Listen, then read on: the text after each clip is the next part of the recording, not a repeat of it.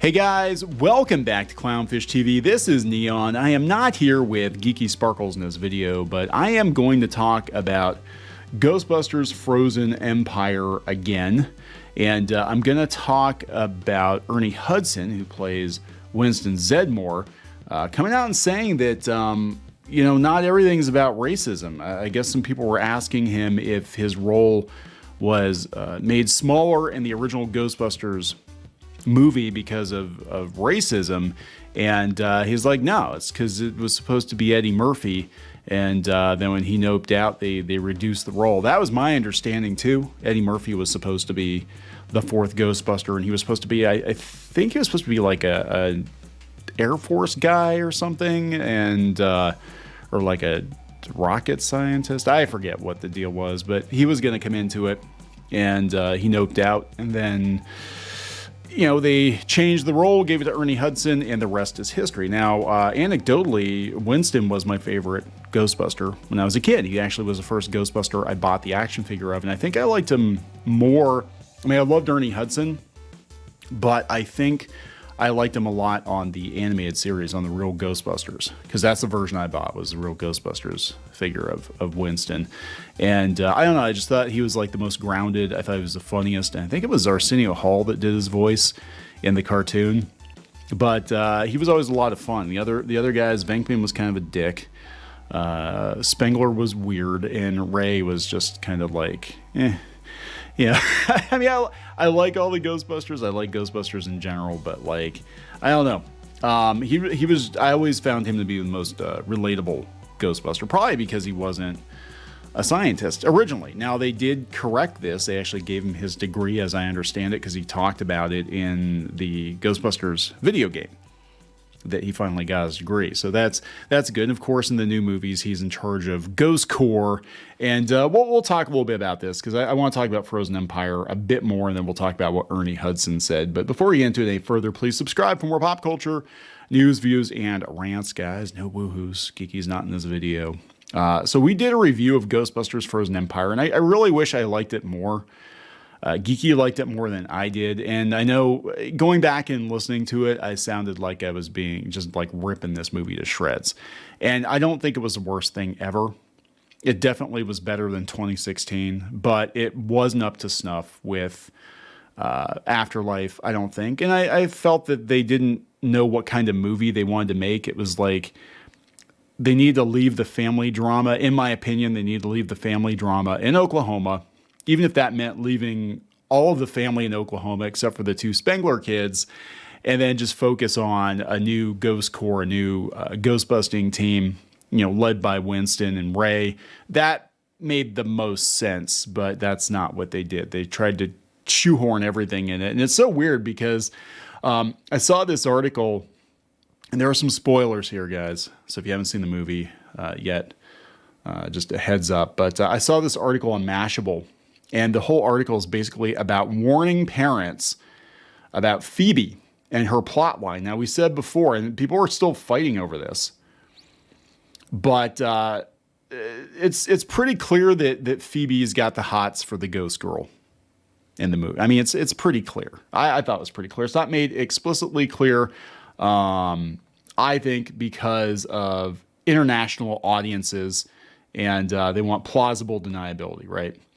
But this article from Mashable basically says that, it was a really bad idea for them to make Phoebe potentially gay and have a gay crush, because she basically kills herself for a couple of minutes to be with this girl. And then they said, considering the harrowing statistics about suicide among LGBTQ youth in the U.S., this scene even made it to the screen feels incomprehensible. Plot-wise, it would have been easy to concoct a different movie science to reach the same plot point. Yeah, we thought Podcast was going to have a role in that. We thought maybe Podcast would trigger the big bad with his podcasting ability, since that's literally all he does. That's why his name is Podcast, but that's not what happened. But yeah, they're like, why would you do that? Why would you have this potentially, possibly, maybe gay character kill herself for a ghost girl that doesn't reciprocate? Gen Z are sick of remakes, according to Fast Company. says that they're bored with sequels and reboots. And we have Ghostbusters, Beetlejuice 2, Planet of the Apes, Bad Boys, and more. I think Beetlejuice 2 will do well because Beetlejuice is very popular with Gen Z. I know my daughter is a huge Beetlejuice fan. In fact, we had to drive to another state so she could go see the musical. I took her to go see the musical for her birthday one year, and she loved it. And it was actually fun. Very different from the movie, but it was actually pretty fun. So she definitely wants to see the sequel this fall.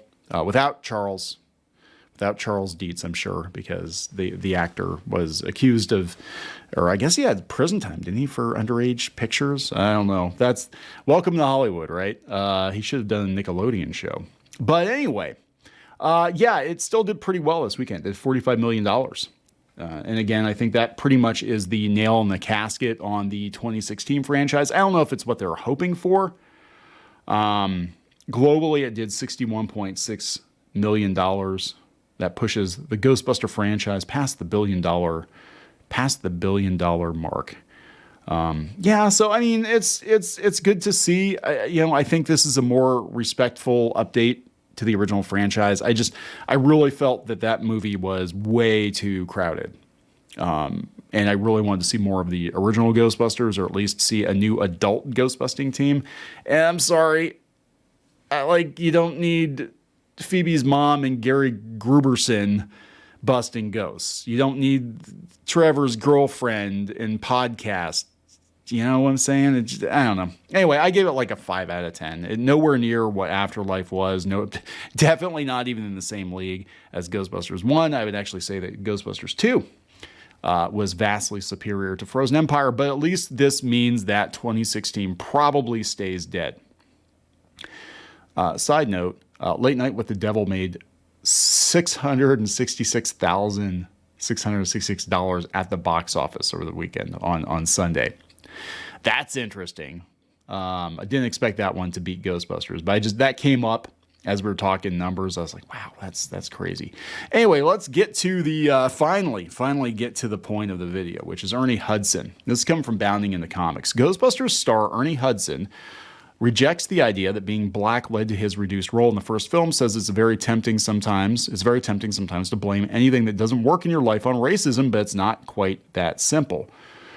Yeah, again, my understanding was, and they do talk about in the article, my understanding was that Eddie Murphy was going to be in Ghostbusters. And then when Eddie Murphy noped out, they reduced Winston's role.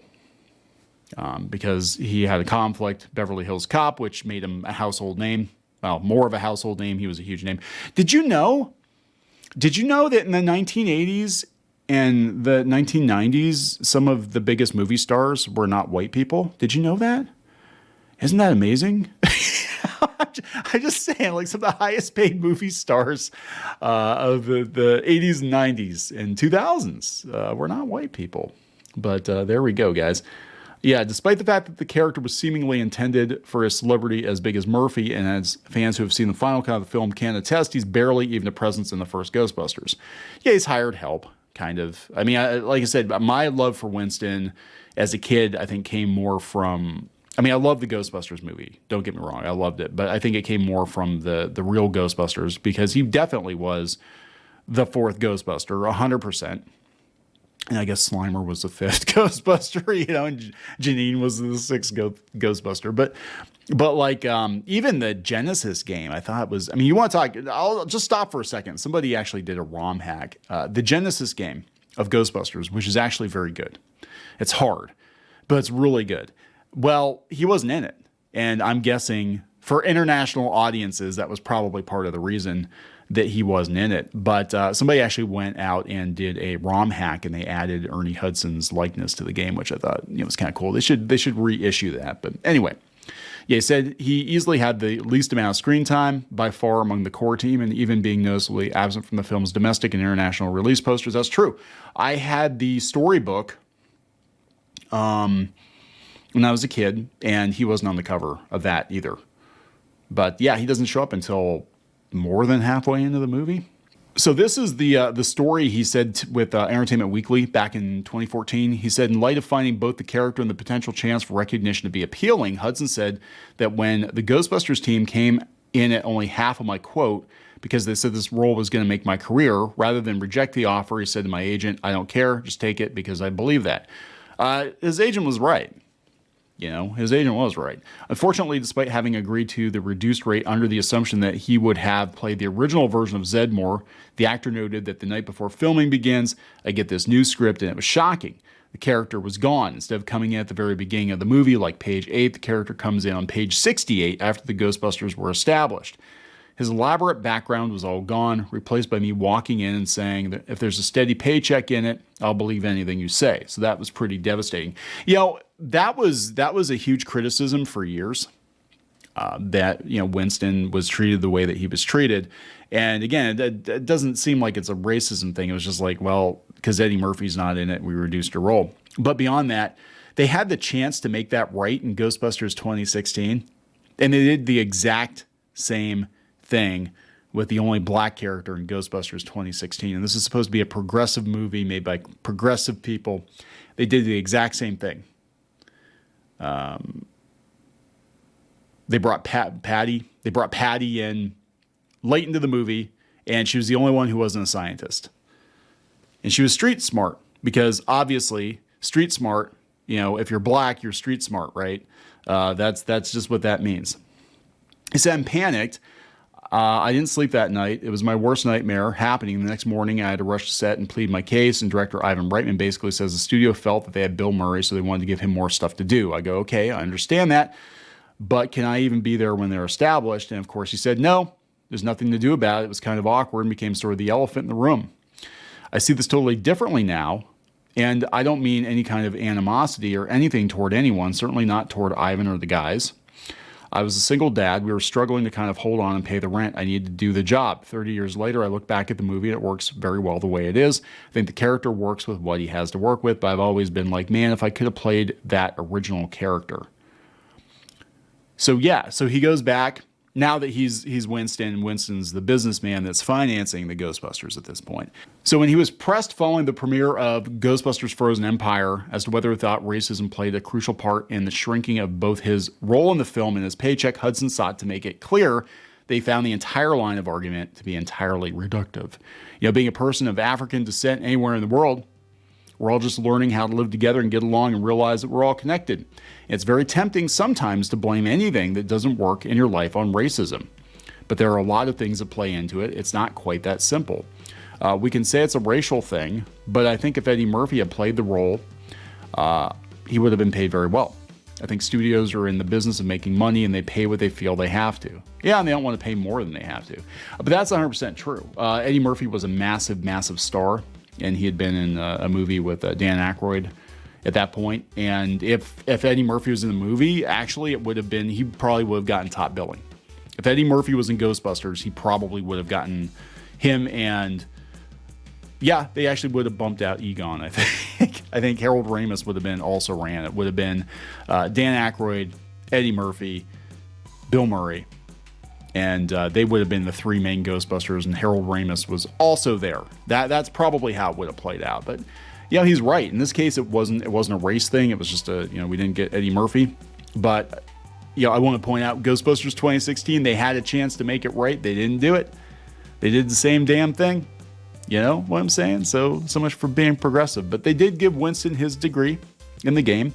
And Winston gets to be in charge of the Ghost Corps. And I hope that, if they do more of these Ghostbusters movies, God, I hope they bring some more adults into it. Funny adults. Get some funny adults and some proper Ghostbusters. And, kind of go from there. But I'm going to wrap this one up, guys. Just thought that was kind of interesting. Please subscribe for more pop culture news, views, and rants. We'll talk later.